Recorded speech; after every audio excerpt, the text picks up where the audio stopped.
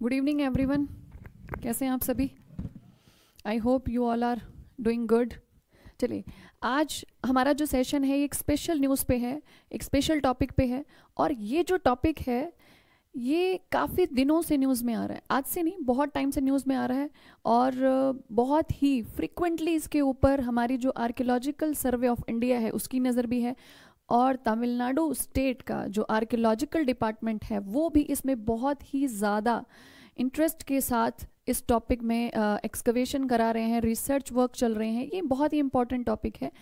तो ये जो टॉपिक है दैट इज़ रिलेटेड विद वर्तमान में मिले प्राचीन संगम काल के अवशेष, कि अभी भी अब कुछ जगहों पर हम देख रहे हैं कि जो आर्कियोलॉजिकल सर्वे ऑफ इंडिया है वो बहुत सारी जो इम्पोर्टेंट साइट्स हैं, कुछ ऐसी साइट्स हैं जहाँ से कुछ पुराने अवशेष मिलते हैं, तो उन पे रिसर्च शुरू हो जाता है, खोज करनी शुरू हो जाती है उस पर्टिकुलर जगह की। तो इसी तरीके से अभी एक ऐसा प्लेस है जो बार बार न्यूज़ में आ रहा है और उसका नाम है किलादी, जो बहुत फ्रिक्वेंटली न्यूज़ में है। और है वो कहाँ, किस टाइम से रिलेटेड है? वो प्राचीन संगम काल से कहीं ना कहीं रिलेट कर रहे हैं, उसे लिंक किया जा रहा है उस जगह को कि ये संगम काल, ये संगम एज से संबंधित हो सकती है ये जगह। तो चलिए देखते हैं कि क्या है, कौन सा ये प्लेस है और एग्जैक्टली कहाँ पे इसकी लोकेशन है और कैसे इसको संगम काल से रिलेट किया जा रहा है, क्यों ये बहुत ज़्यादा इम्पॉर्टेंट है।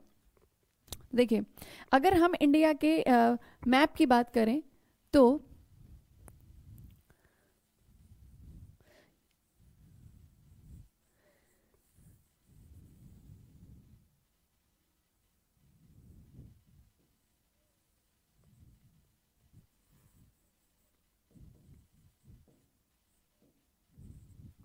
देखिए, ये जो एरिया है ये वाला दक्षिण भारत का, जहाँ से ये केरल और तमिलनाडु। अब जिस जगह का नाम मैं लेने जा रही हूँ जो फ्रिक्वेंटली न्यूज़ में है, उस जगह का नाम है किलादी। किलादी ये वो जगह है, और ये कहाँ पे है? ये तमिलनाडु स्टेट में है, तमिलनाडु में है। और तमिलनाडु में भी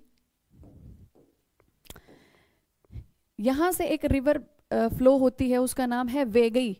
एक रिवर है उसका नाम है वेगई रिवर, वेगई नदी उसका नाम है, और उसी के किनारे पर ये प्लेस लोकेटेड है।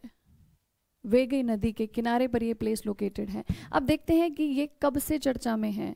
हुआ ऐसा था कि आर्कियोलॉजिकल सर्वे ऑफ इंडिया के एक सुपरिटेंडेंट आर्कियोलॉजिस्ट थे, जिनको 2015 में, सन 2015 में जिन्होंने इस प्लेस को डिस्कवर किया। तो इसकी ये प्लेस पहली बार कब सामने आया? ये 2015 में आया। और जब यहाँ से कुछ पुराने अवशेष मिले तो इस पे एक्सकवेशन शुरू हो गया, या ये कह सकते हैं कि इस क्षेत्र में उत्खनन का काम शुरू किया गया ASI के माध्यम से, मतलब आर्कियोलॉजिकल सर्वे ऑफ इंडिया के माध्यम से। और उसके साथ साथ जो तमिलनाडु स्टेट है उसका आर्कियोलॉजी डिपार्टमेंट ने भी यहाँ पे उत्खनन का काम शुरू कर दिया, और लगभग 7 से 8 फेजेस में यहाँ पर उत्खनन का काम हो चुका है ऑलरेडी। और जितनी बार यहाँ पर उत्खनन का काम शुरू हुआ है, हर बार कुछ ना कुछ नए नए अवशेष यहाँ से सामने आ रहे हैं। अब किस तरीके के अवशेष सामने आ रहे हैं ये देख लेते हैं। यहाँ से कुछ मेटल्स के ऑर्नामेंट्स, जैसे गोल्ड है ना, गोल्ड के ऑर्नामेंट्स, ज्वेलरीज, कॉपर से बने हुए कुछ आर्टिफैक्ट्स मिले हैं, कुछ मिट्टी के बर्तन मिले हुए हैं। उसके अलावा अब जो लेटेस्ट जो रिकवरी हुई है वो हुई है एक स्टोन की। ये एक क्या है? ये एक प्रीशियस स्टोन है, और इससे बना हुआ एक मेजरमेंट यूनिट, जिससे वजन मापने की जो इकाई होती है, इसकी आकृति कुछ ऐसी दिखाई देती है कि इसका उपयोग शायद वजन मापने की इकाई के रूप में किया जाता होगा। अब इस तरीके के जब ये एक्सकवेशन के दौरान जब ये अवशेष मिलने लगे, तो ये अवशेष हमें क्या मदद करते हैं, कैसे हम जानते हैं, इनकी इम्पोर्टेंस क्या होती है? तो जिस तरीके का अवशेष होगा उसके उपयोगिता के आधार पर अनुमान लगाया जाता है कि जिस समय का ये अवशेष है उस समय किस तरीके की इकोनॉमिक एक्टिविटीज रही होंगी, समाज कैसा रहा होगा। तो अब आप खुद देखकर बताइए कि जो वजन मापने की जो इकाई होती है, जो वेट मेजर के लिए जो यूनिट्स यूज की जाती हैं, कहाँ की जाती हैं? ट्रेड में की जाती हैं, व्यापार में की जाती है ना। मतलब कहीं ना कहीं जिस समय का ये अवशेष मिला है उस समय अर्थव्यवस्था कैसी थी? कहीं ना कहीं व्यापारिक अर्थव्यवस्था थी।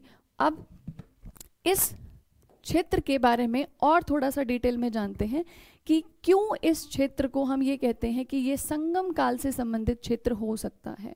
और इसकी जो नई नई फाइंडिंग्स आ रही है, ये बहुत बड़े बड़े क्वेश्चंस खड़े करते जा रही है कि क्या ये जो किलादी प्लेस है ये सिर्फ अपनी उस जगह पर ही इम्पोर्टेंट है, या मतलब जिस क्षेत्र में इसके जो अवशेष मिले हैं, क्या इससे कुछ और नए खुलासे हो सकते हैं?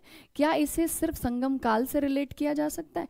या हम ये कह सकते हैं कि जैसे उत्तरी भारत में या भारत के उत्तरी पश्चिमी क्षेत्र में, इस वाले क्षेत्र में जिस तरीके से सिंधु घाटी सभ्यता हुआ करती थी, क्या इसी तरीके की किसी सभ्यता के प्रमाण तो नहीं है यहाँ पर? सिंधु सभ्यता, क्या इस तरीके की कोई सभ्यता तो नहीं है यहाँ पर? तो ये बहुत सारे खुलासे होते जाते हैं जैसे जैसे यहाँ पर उत्खनन के बाद अवशेष मिलते जाते हैं। ठीक है, अब पहले हम कनेक्ट करते हैं इसको संगम काल से।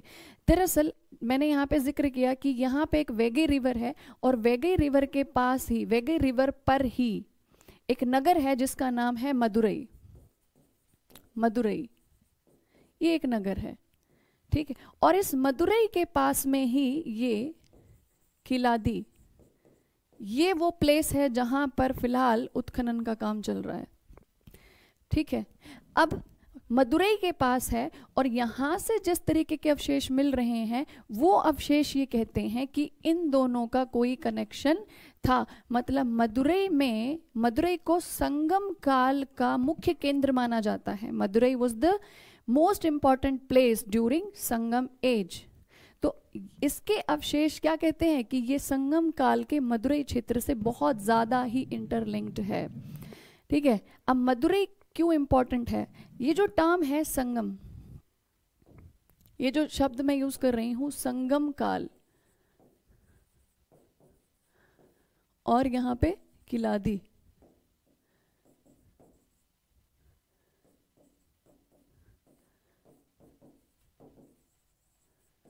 और इसको ऐसे भी लिखा जा सकता है किलादी। अब देखिए, ये जो टाइम पीरियड है संगम काल, हिस्टोरियंस का कहना था कि कहीं ना कहीं इस एज की शुरुआत, इस टाइम पीरियड की शुरुआत दक्षिण भारत में लगभग 300 BCE से लेकर लगभग 300 AD तक रही। मतलब ये जो काल है वो किस टाइम पीरियड का है? ये 300 BCE से 300 AD के बीच में रहा है।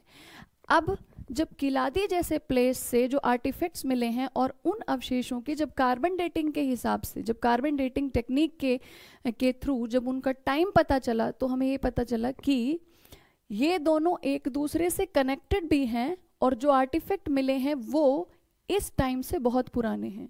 मतलब दक्षिण भारत में जहां हम संगम की शुरुआत 300 ईस्वी पूर्व से मान रहे थे, इसके अवशेषों के माध्यम से अब वो डेट और पीछे चली गई है, और हमने कह दिया कि ये संगम काल कब से शुरू हुआ? 600 ईस्वी पूर्व से इसकी शुरुआत हुई। 600 ईस्वी पूर्व से इसकी शुरुआत हुई, ठीक है। और अब जो लेटेस्ट एविडेंसेस आए हैं उन्होंने तो और इसकी शुरुआत पीछे कर दी, और ऐसे अनुमान हैं कि संगम काल की शुरुआत लगभग 800 ईस्वी पूर्व से ही हो गई थी। अब देखिए, संगम काल की शुरुआत 600 ईस्वी पूर्व से हुई या 800 ईस्वी पूर्व से हुई, ये अलग बात है, लेकिन इसकी इम्पोर्टेंस क्या है, इसका महत्व क्या है? तो ये महत्व तब पता चलेगा जब संगम काल के बारे में पता चलेगा। ये संगम काल है क्या? इतिहास में जब भी हम संगम एज पढ़ते हैं, Sangam age is related with the classical development in south India. मतलब दक्षिणी भारत में हम classical development related with what? Tamil literature, Tamil literature. मतलब दक्षिण भारत में तमिल भाषा के जो साहित्य है उसकी शुरुआत हुई थी संगम काल में। संगम काल को तमिल भाषा के साहित्य की शुरुआत के रूप में जाना जाता है। इसके साथ साथ इसको दक्षिण भारत में, इसका केरल और तमिलनाडु वाले क्षेत्र में कहीं ना कहीं जो अर्लीस्ट पॉलिटिकल सिस्टम जो इमर्ज हुआ था, जो शुरुआती राजनीतिक व्यवस्था की जो शुरुआत हुई थी, उससे जोड़ के देखा जाता है इस संगम एज को। अब इसका नाम क्यों पड़ा संगम? संगम का मतलब होता है असेंबली, मतलब इकट्ठे होना, मिलना। अब असेंबली किसके, हम यहाँ किसके असेंबल होने की बात कर रहे हैं? तो दक्षिण भारत में मदुरई में, मदुरई वाली जो जगह है यहाँ पे, ये जो क्षेत्र है दक्षिणी तमिलनाडु वाला, ये वाला जो क्षेत्र है, इससे ये यहाँ पर पहला जो राजनीतिक व्यवस्था यहाँ पर बनी थी, पहला जो वंश आया था वो था कौन सा? पांड्य वंश।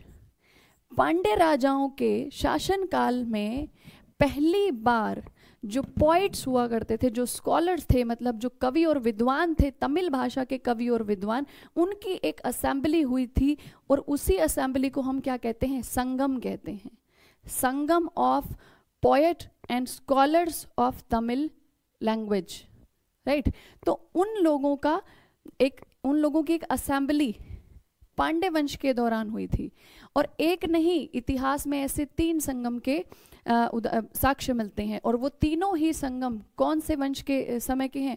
वो पांड्य वंश के हैं। मतलब पांड्य राजाओं ने तमिल भाषा और उसके साहित्य के विकास में अपना बहुत ज़्यादा योगदान दिया। और इसीलिए उन राजाओं ने क्या किया कि उस समय में तमिल भाषा से संबंधित जितने भी कवि और जितने भी जो विद्वान लोग होते थे, उनको एक जगह पर बुलाया जाता था। ये बिल्कुल वैसा ही है जैसे हम कहते हैं राउंड टेबल कॉन्फ्रेंस होती है, और उस राउंड टेबल कॉन्फ्रेंस का हिस्सा सिर्फ वही बन सकता है जिसे तमिल भाषा, तमिल व्याकरण का बहुत अच्छा ज्ञान हो, तमिल भाषा का बहुत अच्छा ज्ञान हो।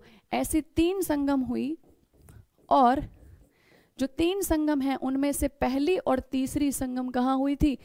ये हुई थी मदुरई में, मदुरई में हुई थी वो, ठीक है।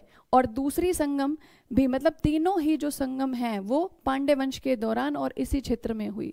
अब मदुरई से जो लिटरेचर के हमें जो एविडेंसेस मिलते हैं, लिटरेचर के जो एविडेंस मिलते हैं, वो उन लिटरेचर के माध्यम से हमें पता चलता है कि समाज कैसा था। अर्थव्यवस्था में व्यापार बहुत बड़ा एक हिस्सा हुआ करता था, और काफ़ी सारी चीज़ों का व्यापार हुआ करता था। ये सब इंफॉर्मेशन हमें मिलती है वहाँ के साहित्यिक ग्रंथ से। अब कहते हैं कि जब साहित्यिक स्रोत, किसी भी टाइम पीरियड का साहित्यिक स्रोत जब उस टाइम पीरियड के किसी आर्कियोलॉजिकल एविडेंस से भी प्रूव हो जाए तो उसको और भी ज़्यादा ऑथेंटिक कंसिडर कर लिया जाता है। ऐसा नहीं है कि इन साहित्यिक स्रोतों को या इस समय संगम काल में जितना साहित्य लिखा गया उसको ऑथेंटिक कंसिडर नहीं किया जाता था, नहीं, पहले भी ऑथेंटिक थे। लेकिन अभी तक हम क्या कहते हैं कि जिन चीज़ों की जितनी मतलब उस समय की जितनी जानकारी हमें साहित्यिक ग्रंथ से मिल रही थी, अब उन्हीं चीज़ों पर किलादी जैसी जगह पे जो उत्खनन के दौरान जो अवशेष मिले हैं, उन अवशेषों ने और ज़्यादा उसे पुख्ता कर दिया और ज़्यादा उस पर मोहर लगा दी कि हाँ, इन साहित्यिक स्रोतों में जिस तरीके के समाज का वर्णन है, जैसी आर्थिक गतिविधियों का वर्णन है, लाइक ट्रेड, उस समय पर जो दक्षिण भारत था केंद्र का व्यापार का बहुत बड़ा केंद्र था, और वहाँ पर जो व्यापार होता था प्राचीन भारत में, वो बाहरी देशों के साथ भी व्यापार होता था और आंतरिक क्षेत्रों के साथ भी व्यापार हुआ करता था। और व्यापार में किन किन चीज़ों का मुख्य योगदान होता था? हाथी दांत से जो बने हुए जो ऑर्नामेंट्स होते थे, जो आभूषण होते थे और डेकोरेटिव आइटम्स होते थे, बैंगल्स, ये सब सोने की धातु से बने हुए जो ऑर्नामेंट्स होते थे वो, उसके अलावा तांबा, ठीक है, और पॉटरी कल्चर वहाँ के मसाले, ये सारी चीज़ें हमने सिर्फ अभी लिटरेचर में पढ़ी थी। और अब किलादी में जो अवशेष मिल रहे हैं, इन्होंने क्या कर दिया, उसको और ज़्यादा स्वीकृति दिला दी, और ज़्यादा उसको ऑथेंटिक बना दिया। और आज जिस फाइंडिंग की मैं बात कर रही हूँ वो क्या है, वो एक प्रीशियस स्टोन से बना हुआ एक वेट मेजर करने वाली यूनिट है। तो इसका मतलब उस समय पर व्यापार होता था, व्यापारिक गतिविधियां बहुत ज़्यादा थी। अब किलादी संगम साहित्य, संगम काल का एक, संगम काल से उसको डायरेक्टली लिंक किया जाता है कि ये उसी समय का एक बहुत बड़ा नगर हो सकता है, उसी समय का जिस समय मदुरई अपने आप में एक राजनीतिक शक्ति का केंद्र हुआ करता था, उसी तरीके से संगम से ही जुड़ा हुआ, मदुरई से ही जुड़ा हुआ एक और दूसरा केंद्र हो सकता है किलादी। ठीक है, ये तो हो गया। लेकिन अब कहा यह जा रहा है कि जिस तरीके की नगर योजना, जिस तरीके की चीजें वहां से मिल रही हैं, कहते हैं कि उन चीजों को देखकर ऐसा लगता है कि इस तरीके के आर्टिफैक्ट्स तो सिंधु घाटी सभ्यता के लोगों ने यूज किए थे। तो कहीं ना कहीं अब ये क्वेश्चन मार्क आ रहा है कि क्या उत्तर भारत में जो सिंधु घाटी सभ्यता विकसित हुई, लगभग 2600 से 1800 ईस्वी पूर्व के बीच में जो सभ्यता का विकास वहां पे हुआ, क्या ऐसा कहा जा सकता है क्या कि दक्षिण भारत में लगभग 800 ईस्वी पूर्व ऐसी ही एक सभ्यता का विकास वैगई नदी के किनारे पर बसे हुए मदुरई और किलादी में भी ऐसी ही सभ्यता का विकास हुआ। इसे अगर हम कहेंगे तो इस जैसे वहां पे सिंधु नदी से उससे उसको रिलेट करके कह दिया गया कि सिंधु घाटी की सभ्यता है, तो अगर ये भी एक सभ्यता प्रमाणित हो जाती है तो इसको हम क्या कहेंगे, इसको हम कहेंगे वैगई सिविलाइजेशन या वैगई सभ्यता, वैगई नदी सभ्यता हम इसे कहेंगे। तो किलादी बहुत ज़्यादा न्यूज़ में है और यूपीएससी एस्पिरेंट्स के लिए तो बहुत ज़्यादा इम्पॉर्टेंट है। ना सिर्फ वो किलादी एज अ प्लेस इसको कवर करे, वहाँ से जो आर्टिफैक्ट्स मिल रहे हैं, जो अवशेष मिल रहे हैं, सिर्फ उन्हीं को पढ़ना ज़रूरी नहीं है, इससे संगम काल को पढ़ना भी ज़रूरी है, संगम काल के लिटरेचर को पढ़ना भी ज़रूरी है। और ये भी देखना होगा कि अगर उत्तर भारत में 2600 से 1800 का टाइम पीरियड सिंधु घाटी सभ्यता के विकास वाला टाइम था, और यहाँ पे अगर हम इसे 800 ईस्वी पूर्व भी कंसीडर करते हैं तो लगभग 1000 से ज़्यादा का समय लगा यहाँ और यहाँ के बीच में। यहाँ पे भी एक सभ्यता का विकास हुआ और यहाँ पे भी अगर ये सभ्यता स्वीकृत हो जाती है तो हम यहाँ कहेंगे कि दक्षिण भारत में भी एक इस तरीके की सभ्यता का विकास हुआ था। ठीक है, तो ये इंपॉर्टेंट है यूपीएससी एस्पिरेंट के लिए बहुत ज़्यादा, पीटी मेंस दोनों में यहाँ से क्वेश्चन बन सकता है।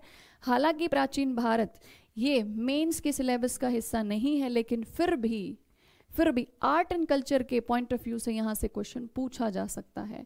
ठीक है, तो ये आप इस टॉपिक को बहुत अच्छे से कवर करिएगा। संगम एज को पढ़िए, उसके लिटरेचर को पढ़िए, उसकी सोसाइटी, उसकी इकोनॉमी को पढ़िएगा, और किलादी को की लोकेशन ज़रूर देखना। और वैगई रिवर बहुत ज़्यादा इंपॉर्टेंट है, उसकी लोकेशन बहुत ज़्यादा इंपॉर्टेंट है, ट्रेड आइटम्स बहुत ज़्यादा इंपॉर्टेंट है। ये सारी चीज़ें यूपीएससी एस्पिरेंट होने के नाते आपको कवर करनी है। इस साल यूपीएससी में क्वेश्चन आने के पूरे चांसेस बनते हैं। So I hope this session will help you a lot. And इसी तरीके के जो टॉपिक्स हैं जो करंट में हम एज अ न्यूज़ के फॉर्म में हमारे पास आते हैं और उन्हें हम हिस्ट्री से भी कनेक्ट कर सकते हैं, अदर सब्जेक्ट से भी कनेक्ट कर सकते हैं, तो उनको हम आपके साथ डिस्कस करते रहेंगे। Thank you so much for your cooperation. Thank you.